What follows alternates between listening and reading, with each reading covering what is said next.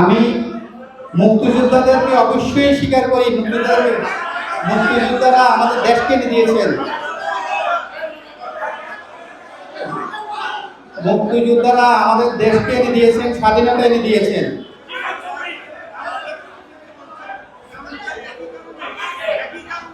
না না, একই না। মুক্তিযোদ্ধাদের কারণে আমরা দেশ পেয়েছি, স্বাধীনতা পেয়েছি। আর স্বাধীনতার অপূর্ণতাগুলো বাস্তবায়ন করতে জুলাই যুদ্ধ। আমি সেটাই কথা বলছি। আমার যদি ভুল হয়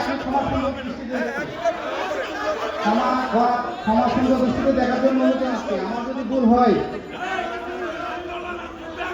আমার বাবা মুক্তিযোদ্ধা, আমার আত্মীয় মুক্তিযোদ্ধা, আমার দেশ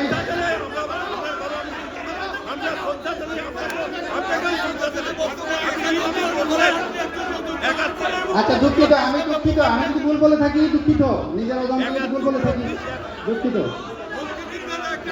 মুক্তিযোদ্ধারা প্লিজ আমাদেরকে সম্মানিত করার জন্য এখানে ডেকেছে। আজকে যিনি বক্তব্য দিচ্ছিলেন উনি মুক্তিযোদ্ধার সন্তান, আমি দেখছি। যাই হোক আমরা মুক্তিযুদ্ধের কথাই বলবো, আর আমরা ওইখানে যাবো না। এই বলে ধন্যবাদ সবার কাছে। আমিও ক্ষমা পাচ্ছি, আপনারা আর বিতর্ক করেন না। ধন্যবাদ। আচ্ছা, আমি ক্ষমা প্রার্থী। নিজের অজান্তে যদি কোনো কিছু বলে থাকি আমি ক্ষমা প্রার্থী। মুক্তিযোদ্ধারা দেশের সূর্য সন্তান, দেশ স্বাধীন করেছেন, আমাদের জন্য কথা বলার অধিকার দিয়েছেন।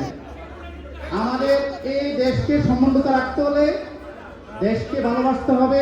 আমরা যারা সরকারি কর্মকর্তা কর্মচারী, আমার নিজের সামর্থ্যের সবটুকু দিয়ে আমাদের দেশকে দিতে হবে, তাহলে আমাদের দেশ স্বাধীনতার পূর্ণতা অর্জন করতে পারবে।